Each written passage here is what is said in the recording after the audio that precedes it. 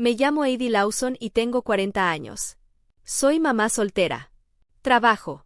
Y pensé que entendía lo que significaba la familia, hasta que mi hermana menor tomó el regalo de cumpleaños de mi hija y lo estrelló contra el piso frente a todos.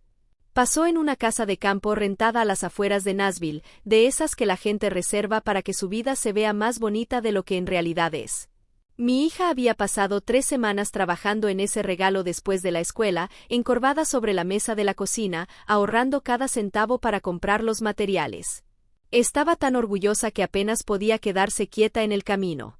Mi hermana ni se molestó en disimular su aburrimiento. Tomó la caja envuelta con un suspiro, arrancó el papel como si fuera una obligación, y se quedó mirando lo que había adentro con una expresión que jamás voy a olvidar. Ni un gracias ni una sonrisa, solo una sonrisita apretada y burlona. ¿Es neta?, dijo lo suficientemente fuerte para que todo el salón la oyera. No necesito basura barata como esta. Y lo soltó. El regalo golpeó la duela, el sonido cortó la música y las pláticas. Mi hija se quedó congelada. Mis papás voltearon a ver, presenciaron todo, y decidieron hacerse como que no había pasado nada. Sentí que algo dentro de mí se cerró como una puerta. No grité. No hice un escándalo. Solo tomé la mano de mi hija, le dije que nos íbamos y salí de esa casa sin voltear atrás. Antes de contarte lo que dijo después y lo que pasó cuando me fui, dime, ¿qué hora es donde estás tú ahorita y desde dónde me estás viendo? Tengo curiosidad de ver hasta dónde llega esta historia. El camino de regreso a nuestra casa, cerca de Nashville, se sintió más largo de lo que realmente fue. Mi mano se mantuvo firme en el volante, pero mi mente ya estaba acomodando números, fechas y favores silenciosos que se habían convertido en obligaciones. Llevo años siendo madre soltera. Trabajo tiempo completo en cumplimiento normativo para una empresa regional de logística, de esos trabajos donde lees letra chiquita hasta que te arden los ojos y te aseguras de que otros sigan reglas que preferirían ignorar. En algún punto del camino, se me olvidó aplicarme esos mismos estándares a mí misma con mi propia familia. Mi hija Sienna tiene 14 años. Es cuidadosa con todo lo que toca, siempre planea 3 pasos adelante, siempre se preocupa de si hizo lo suficiente. Últimamente, la mayoría de esa energía se había ido en tratar de ganarse la aprobación de mi hermana. Yo lo veía pasar y me decía que era inofensivo. Mi hermana Chelsea siempre ha sido la que no más necesita un empujoncito. De niña, era la que los maestros disculpaban. La que mis papás defendían sin importar cuál fuera la historia. De adultas, ese patrón nunca cambió. Solo se volvió más caro. Mi papá, Frank, y mi mamá, Judith, viven de una pensión modesta y del seguro social. Le dicen a quien los quiera oír que lo sacrificaron todo por nosotras. Y en cierto modo es verdad. Lo que no cuentan es que tan seguido esperan que yo tape los huecos de su presupuesto. Que tan naturalmente recurrían a mí cada vez que llegaba una cuenta que no querían enfrentar. Cuando Chelsea decidió que quería poner su propio negocio de decoración de eventos, no empezó haciendo un plan ni ahorrando dinero. Empezó llamándome a mí. Sabía que yo tenía buen crédito y un ingreso estable. También sabía que a mí se me dificultaba decir que no cuando alguien enmarcaba una petición como «es por la familia». Me convencí de que estaba apoyándola cuando acepté firmar junto con ella el contrato de renta de su bodega, poner mi nombre junto al de ella en el contrato de su inventario y equipo. En ese momento, se sintió como un empujoncito temporal.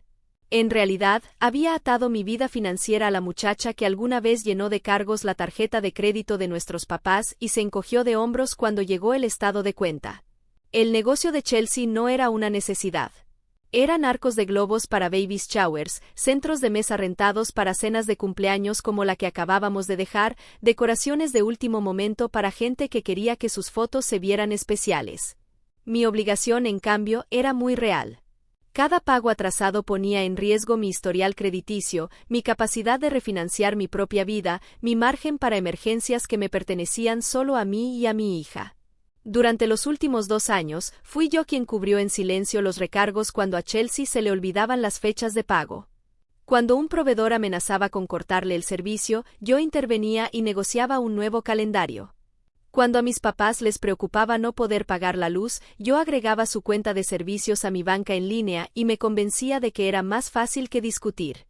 Le decía a Sienna que ayudar a la familia era importante, que dar la cara cuando podía era parte de ser adulto.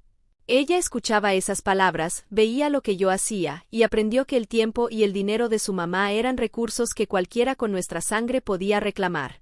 La única persona que parecía preocuparse por el costo era la que no tenía ni voz ni voto en las decisiones. Nunca le puse el nombre correcto. Le decía ser la responsable, la hija en la que se puede confiar. Me decía a mí misma que si mantenía a todos a flote el tiempo suficiente, algún día aprenderían a nadar solos. Esa noche, sentada en nuestra propia mesa de la cocina mientras Siena jugaba con la orilla de una servilleta, finalmente me permití repasar la escena de la casa de campo sin poner pretextos por nadie. Las mismas personas que no tenían ningún problema en pedirme que firmara por sus deudas se habían quedado ahí paradas mientras el trabajo de mi hija caía al piso como si no valiera nada. La comprensión no llegó como un estallido de coraje. Llegó como una hoja de cálculo que finalmente cuadra después de años de números mal metidos. Cada favor que había hecho. Cada pago que había cubierto. Cada vez que me había tragado la incomodidad, todo se fue acomodando en orden, y el total era más feo de lo que quería admitir. La versión de mi familia que traía en la cabeza no coincidía con la gente con la que realmente estaba lidiando. No los estaba guiando a través de una mala racha temporal. Estaba financiando que se negaran a madurar y dejando que mi hija pensara que ese era el precio de pertenecer. Abrí la laptop, entré a la cuenta donde guardaba copias de cada contrato que había firmado por Chelsea y fui bajando hasta que su nombre llenó la pantalla. Para la mañana siguiente, las consecuencias ya habían empezado. El celular se me iluminó antes de que sonara la alarma. Las notificaciones se amontonaban unas sobre otras hasta que la pantalla era puro borrón de nombres y vistas previas. Me quedé quieta, escuchando el zumbido en el buró, dejando que el ruido se acumulara en vez de saltar a contestar como siempre lo hacía. Cuando por fin agarré el teléfono, la lista de llamadas perdidas ya era demasiado larga para revisarla sin detenerme. Mis papás, mi hermana, números desconocidos que probablemente eran primos de los que no sabía nada desde hacía años. El chat familiar que usábamos para las fotos navideñas y las crisis menores había explotado durante la noche. No abrí todos los mensajes. Vi lo suficiente en las vistas previas para reconocer el patrón de memoria. Palabras como exagerada, sensible, irrespetuosa, malagradecida pasaban flotando bajo mi pulgar. Nadie mencionó a mi hija por su nombre. Nadie escribió la palabra disculpa. Los únicos sentimientos que importaban en esos chats eran los de mi hermana. La Heidi de antes hubiera contestado disculpando a todos, suavizando todo, traduciendo sus insultos en algo más digerible dentro de su propia cabeza. En vez de eso, puse el teléfono boca abajo sobre la mesa y me hice un café. La puerta del cuarto de Siena se quedó cerrada. Era día de escuela, pero le di esos minutos extra. Había pasado 3 semanas construyendo algo con amor y lo había visto romperse bajo el tacón de alguien más. No tenía caso decirle que se le pasara. Después de dejarla en la escuela, me estacioné en el lote de un súper y mandé un mensaje que no fue al chat familiar. Le escribí a Denise Stratton, la abogada que había revisado mi papeleo la última vez que Chelsea dejó de pagar y un proveedor vino a cobrarme a mí. La había contratado para algo puntual en aquel entonces. Quería que alguien me explicara qué tan atrapada me había dejado. Ella me lo dejó clarísimo con precisión quirúrgica.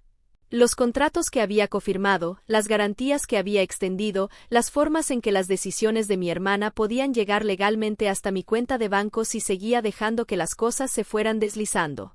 Yo había escuchado, asentido, y luego le pedí que negociara un nuevo calendario para que Chelsea no perdiera su bodega. Salí de esa junta aliviada y avergonzada a partes iguales. Esta vez mi correo fue corto. Le dije que la situación había cambiado. Le dije que ya había terminado de ser su escudo. Le pregunté cómo se vería quitar cada capa voluntaria de apoyo que le había puesto encima a mi familia y hacer valer los límites escritos en los contratos que yo misma había firmado. Me llamó antes de que terminara mi café. Denise nunca perdía el tiempo con rodeos. Confirmó lo que ya sabía de mi expediente y luego me hizo 2 preguntas que en verdad importaban: cuáles pagos todavía eran opcionales y cuánto riesgo estaba dispuesta a aceptar a corto plazo. Opcionales eran las transferencias que yo había programado para cubrir los servicios de mis papás y los pagos automáticos que había dejado correr desde mi cuenta cuando a Chelsea se le vencía una factura. Esos podían parar hoy mismo si yo así lo decidía. Los contratos con mi nombre impreso debajo del de ella eran más complicados. Había periodos de aviso, cláusulas de incumplimiento, secciones que le daban al proveedor o al arrendador el derecho de recuperar el inventario o cerrar un espacio si se rompían los términos. Durante años, había tratado esas secciones como el peor de los escenarios, algo que había que evitar a toda costa, aunque significara meter mi propio dinero. Denise me mostró otro ángulo. Esas mismas cláusulas podían funcionar como un límite, si dejaba de tratarlas como amenazas vacías y empezaba a tratarlas como parte de la estructura. Revisamos todo línea por línea. Ella me dictó el lenguaje para un aviso formal a la empresa de bodegas, informándoles que ya no autorizaría que usaran mi cuenta como respaldo para pagos atrasados y que cualquier futuro incumplimiento se manejaría según el contrato original. Redactó otra carta aparte para el proveedor principal, revocando el permiso de cargar a mi tarjeta y dirigiendo toda la facturación únicamente a mi hermana. Para cuando me estacioné afuera de mi trabajo, ya tenía los correos en mi bandeja, listos para firmar y enviar. Terminar las transferencias extra a mis papás fue tan sencillo como entrar a la app de mi banco y apagar unos cuantos interruptores. Terminar con el patrón que había mantenido vivas esas transferencias fue más difícil, para eso no hay botón. Me quedé sentada en el asiento del conductor, con la laptop abierta, el cursor parpadeando sobre la última línea que Denise había escrito. Decía, en lenguaje legal y neutro, que mis obligaciones se limitarían exactamente a lo que decía el papel y nada más. Por primera vez en años, eso se sintió como un buen punto de partida. A los pocos días, el papeleo que había firmado empezó a pesar. La empresa de bodegas fue la primera en contactarme.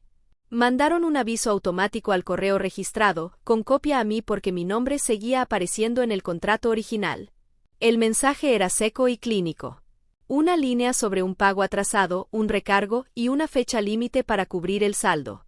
Al final estaba la frase que Denise había construido para mí, confirmando que la autorización para cobrar a mi cuenta había sido revocada. Hubo un tiempo en que ver ese tipo de aviso me hubiera hecho sentir que se me caía el estómago. Habría agarrado la cartera, me habría convencido de que estaba evitando un desastre mayor, y habría pagado lo que fuera antes de que mi hermana siquiera se enterara de que había un problema. Esta vez no hice nada. Leí el correo 2 veces, lo archivé en una carpeta junto con las demás cartas de Denise y cerré la laptop. 2 días después, el proveedor que surtía la mayor parte del inventario de eventos de Chelsea mandó su propio mensaje. Iban a poner su cuenta en espera hasta que pagara todo. Nada de pedidos nuevos, nada de envíos urgentes sin excepciones. Habían borrado los datos de mi tarjeta de su sistema. Si Chelsea quería sus servicios, tendría que valerse por sí misma. Al principio no supe nada de ella directamente. El silencio era casi más raro que la avalancha de peticiones de siempre. Mis papás llenaron ese vacío. Mi mamá dejó recados de voz cargados de una indignación justiciera, describiendo a mi hermana dando vueltas en su cocina, insistiendo en que no había peor momento para esto. Mi papá se apoyó en su salud, recordándome que el estrés le hacía mal al corazón, insinuando que si algo le pasaba, sería por mi culpa. Esos mensajes me llegaron diferente esta vez.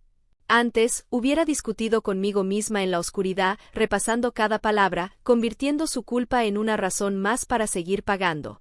Ahora, escuché lo suficiente para entender la estrategia y luego guardé las grabaciones.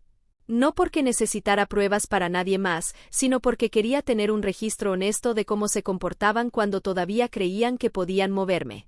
Las consecuencias prácticas para Chelsea empezaron a aparecer en lugares más discretos.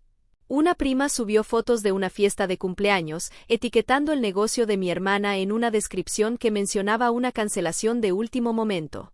Una excliente escribió que le habían dicho que había un problema con el suministro y preguntó públicamente si alguien conocía a otra decoradora que pudiera cubrirla. El tipo de pequeñas grietas en la reputación que aparecen cuando alguien falla más de una vez. De fondo, Denise me mantenía al tanto del lado contractual. Si Chelsea volvía a fallar en un pago a la bodega, tenían derecho a negarle el acceso y eventualmente vaciar su espacio. Si el proveedor no recibía el dinero para cierta fecha, mandarían la cuenta a cobranza a su nombre. Nada de esto era personal. Era simplemente el peso natural de los contratos que ella había firmado y que yo había dejado de amortiguar. Le tomó como una semana a Chelsea por fin contactarme, no para disculparse, no para preguntar qué había cambiado, sino para acusarme. Me mandó un mensaje larguísimo acusándome de sabotear su forma de ganarse la vida, de tenerle envidia, de abandonarla justo cuando su negocio estaba por despegar. Escribió que nadie iba a entender jamás qué tan cruel estaba siendo, que así no se trata a la familia. Leí el mensaje en mi hora de comida, sentada en el coche en el estacionamiento de la empresa. Sentí el impulso familiar de explicarme, de sacar la lista de cada pago que había hecho y cada fecha límite que había salvado en silencio. Podría haberle escrito toda la historia y aún así no la hubiera convencido de nada. En su versión de la historia, mis recursos eran simplemente parte del ambiente, como el aire acondicionado o el agua corriente. No respondí. En el momento en que dejé de defenderme, el guión cambió. Llegaron mensajes nuevos, más cortos y más filosos, saltando entre el ruego y el desprecio. Cada uno asumía que si encontraba la combinación correcta de palabras, yo iba a quitar las consecuencias y regresar el juego a como siempre había sido. En vez de eso, me fui a casa, cociné con Siena, y le dije solo lo que necesitaba saber, que algunos pagos iban a parar, que eso probablemente iba a hacer enojar a algunas personas, y que nada de eso era culpa suya. Ella asintió despacio, sopesando esa información con más cuidado del que la mayoría de los adultos de nuestra familia habían usado jamás. Luego cambió el tema a un proyecto de la escuela. Y por primera vez en mucho tiempo, esa noche se sintió como si nos perteneciera solo a nosotras. La calma en la casa no duró mucho. Por unas cuantas tardes, la vida se redujo a rutinas sencillas. Yo iba a trabajar. Siena iba a la escuela. Y llenábamos las horas de en medio con tarea, cena y bromas pequeñas que se sentían como luz prestada. El celular seguía zumbando, pero lo dejaba en silencio en un estante, fuera de mi alcance. La crisis que había evitado durante tantos años finalmente estaba estallando, y yo había decidido no ponerme enfrente a detenerla. La primera vez que alguien golpeó nuestra puerta fue poco después de las 10 de la noche entre semana. Estaba enjuagando los platos mientras Siena veía su laptop en la mesa de la cocina. El golpe no fue tímido. Fue un puño cerrado pegándole a la madera lo suficientemente fuerte para hacer vibrar el marco. Siena brincó, la silla rechinó contra el piso. Mi instinto fue prender la luz del porche y abrir la puerta a la mitad, para mantener la paz dejando que quien fuera descargara su enojo en la entrada y no en la calle. Años de trabajo en cumplimiento normativo y una conversación con Denise me mantuvieron congelada el tiempo suficiente para pensar. Me sequé las manos en un trapo y en vez de ir al cerrojo, agarré el celular y abrí la cámara del pequeño dispositivo instalado junto a la puerta. Chelsea estaba parada en el porche, el pelo jalado hacia atrás, los ojos brillantes con una mezcla de furia y algo que se parecía incómodamente al pánico. Volvió a golpear la puerta y luego se recargó en el timbre, dejándolo apretado hasta que el sonido se volvió un solo tono continuo. No abrí la puerta. Le dije a Siena que se fuera a su cuarto y cerrara la puerta, con una voz lo bastante tranquila para que obedeciera sin discutir. Solo cuando escuché sus pasos en la alfombra del pasillo, le quité el silencio al teléfono y marqué a la línea no urgente de la policía. Expliqué que un familiar estaba en mi puerta, que se negaba a irse, que habíamos tenido conflictos de dinero y que no me sentía segura tratando con ella directamente. La operadora me preguntó si había armas. Dije que no. Me preguntó si alguien estaba herido. Dije que todavía no. Luego me dijo que unos oficiales pasarían a checar, que no abriera la puerta, que mantuviera la línea abierta si la cosa se ponía peor. Afuera, Chelsea seguía alternando entre golpear la madera y caminar de un lado a otro frente al porche, hablando sola en ráfagas que no alcanzaba a oír bien a través del vidrio. En un momento sacó el celular y lo levantó como si estuviera grabando. Supe exactamente cómo se vería ese video si decidía editarlo a su conveniencia. Una hermana dejada afuera, presentada como víctima, rechazada por una mujer fría adentro de la casa. Cuando por fin llegó la patrulla a la calle, el cambio en su postura se notó antes de que las luces azules bañaran la entrada. Se enderezó, cruzó los brazos y giró su historia hacia los oficiales, señalando la casa como si yo hubiera cometido una ofensa por no abrir la puerta cuando ella lo exigía. Vi la conversación por la cámara, el celular apoyado en la barra, el corazón firme pero no tranquilo. Los oficiales no se acercaron a mi puerta. Hablaron con ella varios minutos. Luego uno de ellos señaló hacia la banqueta y la calle. Después de otra ronda de quejas exageradas, se fue con los hombros tensos, cortando el aire con las manos mientras caminaba de regreso a su coche. Cuando volvió la calma, no era la misma calma que habíamos disfrutado esa semana.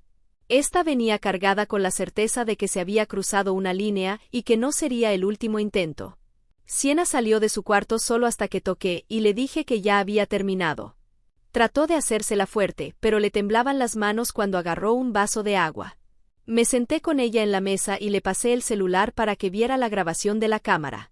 Me importaba que supiera que no estábamos imaginando la intensidad de lo que pasó, que había una prueba fuera de su propia memoria angustiada. Al día siguiente, le mandé el video a Denise y pregunté por el proceso para pedir una orden de restricción. También le escribí a la orientadora de la escuela, le expliqué en palabras sencillas que había habido un incidente en la casa, y pregunté si Siena podía tener alguien con quien hablar en el plantel. Nada de esto arregló las cosas de la noche a la mañana.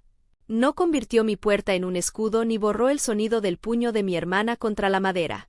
Lo que sí hizo, poco a poco y en silencio, fue reemplazar el viejo guión de hay que aguantarlo por uno nuevo.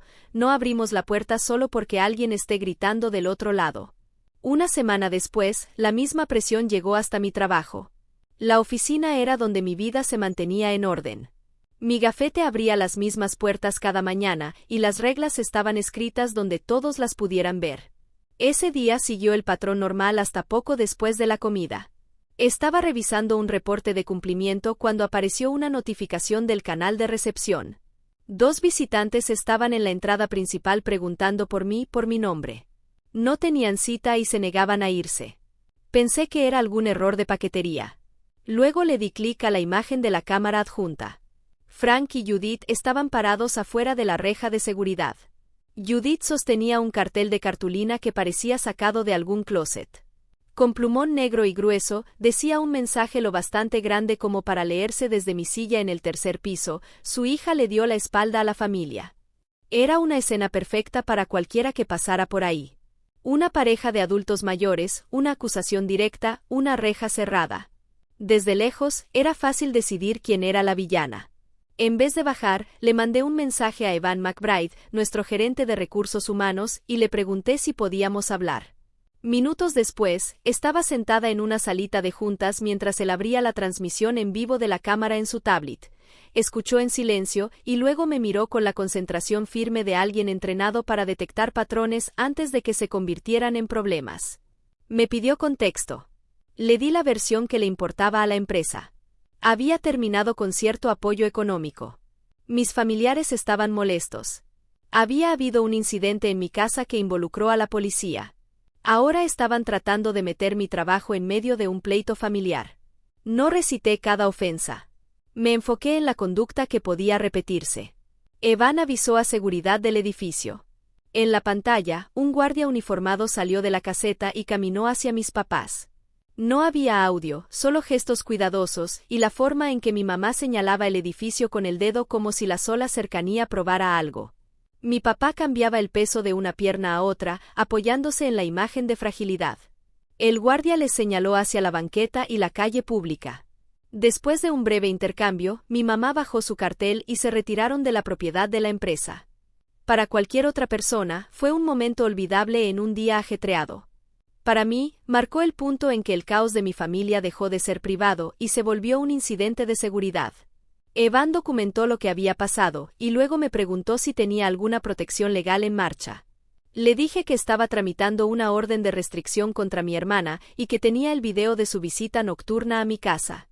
Me pidió que le mandara las imágenes y un resumen breve al departamento legal de la empresa para que estuvieran preparados por si volvían a aparecer. Para el final de la tarde, el área legal ya había redactado una carta ordenando a mis papás y a mi hermana que dejaran de intentar contactarme en el trabajo. Decía que la propiedad era privada, que su presencia en la entrada interrumpía las operaciones y que cualquier visita futura podría resultar en una llamada a la policía por allanamiento. Mandaron copias por correo certificado y por email.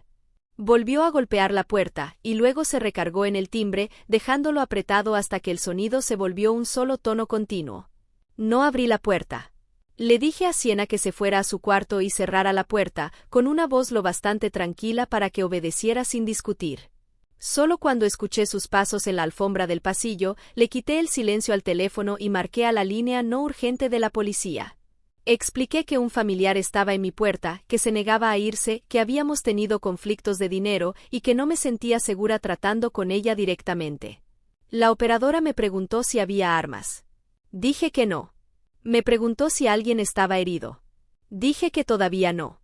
Luego me dijo que unos oficiales pasarían a checar, que no abriera la puerta, que mantuviera la línea abierta si la cosa se ponía peor. Afuera, Chelsea seguía alternando entre golpear la madera y caminar de un lado a otro frente al porche, hablando sola en ráfagas que no alcanzaba a oír bien a través del vidrio. En un momento sacó el celular y lo levantó como si estuviera grabando. Supe exactamente cómo se vería ese video si decidía editarlo a su conveniencia: una hermana dejada afuera, presentada como víctima, rechazada por una mujer fría adentro de la casa. Cuando por fin llegó la patrulla a la calle, el cambio en su postura se notó antes de que las luces azules bañaran la entrada.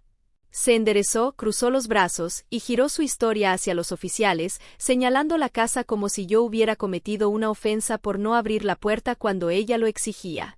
Vi la conversación por la cámara, el celular apoyado en la barra, el corazón firme pero no tranquilo. Los oficiales no se acercaron a mi puerta.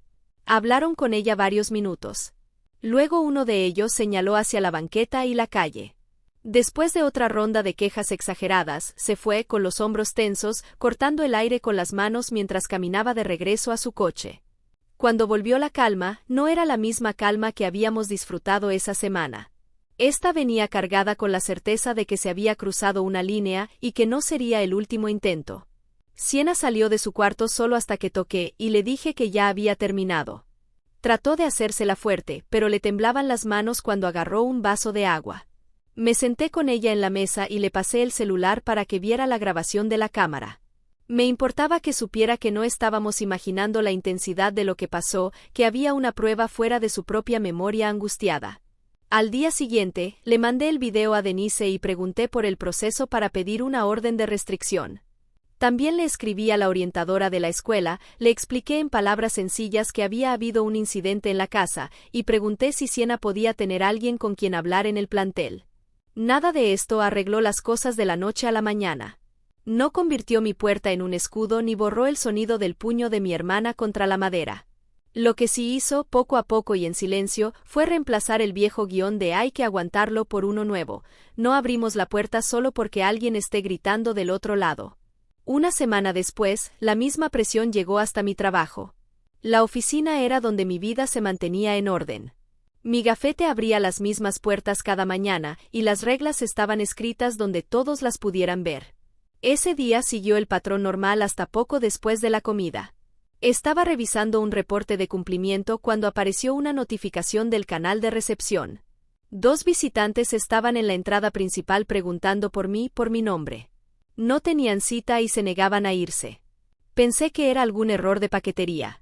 Luego le di clic a la imagen de la cámara adjunta. Frank y Judith estaban parados afuera de la reja de seguridad. Judith sostenía un cartel de cartulina que parecía sacado de algún closet. Con plumón negro y grueso, decía un mensaje lo bastante grande como para leerse desde mi silla en el tercer piso: su hija le dio la espalda a la familia. Era una escena perfecta para cualquiera que pasara por ahí. Una pareja de adultos mayores, una acusación directa, una reja cerrada. Desde lejos, era fácil decidir quién era la villana. En vez de bajar, le mandé un mensaje a Evan McBride, nuestro gerente de recursos humanos, y le pregunté si podíamos hablar. Minutos después, estaba sentada en una salita de juntas mientras él abría la transmisión en vivo de la cámara en su tablet. Escuchó en silencio y luego me miró con la concentración firme de alguien entrenado para detectar patrones antes de que se convirtieran en problemas. Me pidió contexto. Le di la versión que le importaba a la empresa. Había terminado con cierto apoyo económico. Mis familiares estaban molestos. Había habido un incidente en mi casa que involucró a la policía. Ahora estaban tratando de meter mi trabajo en medio de un pleito familiar. No recité cada ofensa. Me enfoqué en la conducta que podía repetirse. Evan avisó a seguridad del edificio. En la pantalla, un guardia uniformado salió de la caseta y caminó hacia mis papás. No había audio, solo gestos cuidadosos y la forma en que mi mamá señalaba el edificio con el dedo como si la sola cercanía probara algo. Mi papá cambiaba el peso de una pierna a otra, apoyándose en la imagen de fragilidad. El guardia les señaló hacia la banqueta y la calle pública. Después de un breve intercambio, mi mamá bajó su cartel y se retiraron de la propiedad de la empresa. Para cualquier otra persona, fue un momento olvidable en un día ajetreado. Para mí, marcó el punto en que el caos de mi familia dejó de ser privado y se volvió un incidente de seguridad. Evan documentó lo que había pasado y luego me preguntó si tenía alguna protección legal en marcha. Le dije que estaba tramitando una orden de restricción contra mi hermana y que tenía el video de su visita nocturna a mi casa. Me pidió que le mandara las imágenes y un resumen breve al departamento legal de la empresa para que estuvieran preparados por si volvían a aparecer. Para el final de la tarde, el área legal ya había redactado una carta ordenando a mis papás y a mi hermana que dejaran de intentar contactarme en el trabajo. Decía que la propiedad era privada, que su presencia en la entrada interrumpía las operaciones y que cualquier visita futura podría resultar en una llamada a la policía por allanamiento. Mandaron copias por correo certificado y por email. Ahorró para materiales y empezó un proyecto nuevo en una esquina de la sala. Una cajita de madera con tapa corrediza y bordes limpios. Esta vez me dijo desde el principio que era para ella misma. Verla medir y lijar esa caja se sintió como verla reconstruir la confianza en su propio esfuerzo, en lugar de esperar la aprobación de alguien más. No salí de todo esto sintiéndome heroína. Salí con una lección que hubiera querido aprender mucho antes. Ofrecer apoyo no es lo mismo que borrar las consecuencias de las decisiones de alguien más, sobre todo cuando esas decisiones caen encima de la gente que se supone debes proteger. Decir que no, después de años de decir que sí, siempre les va a sonar cruel a los que dependían de tu silencio. Pero eso no hace que el no esté mal. Si algo de esto se te hace familiar, espero que escuches bien esta parte. Tienes derecho a dejar de invertir dinero, tiempo y energía en patrones que te lastiman a ti o a tus hijos. Aunque las personas que te lo piden compartan tu apellido, tienes derecho a preguntarte si ser buena hija o buena hermana se convirtió, en silencio, en ser la red de seguridad no pagada de adultos que se niegan a cambiar. Tienes derecho a elegir la seguridad de tu hijo, tu propia estabilidad y tu futuro, por encima de la comodidad de alguien más. Cuando pienso ahora en el momento en que mi hermana tiró el regalo de mi hija al piso, ya no veo solo un regalo arruinado. Veo el momento en que todos en ese cuarto me mostraron lo que de verdad valoraban. Una vez que creí lo que estaba viendo, mi decisión dejó de ser sobre venganza y se convirtió en algo sobre alineación, acercar mis acciones a lo que digo que deberían ser el amor y la responsabilidad. Si te quedaste conmigo hasta el final, gracias por escuchar nuestra historia. Si te hizo pensar en tus propios límites o en cómo te enseñaron a manejar a tu familia, espero que te quedes con esa reflexión. Y si te sientes cómodo compartiéndolo, me gustaría saber qué te deja pensando esta historia.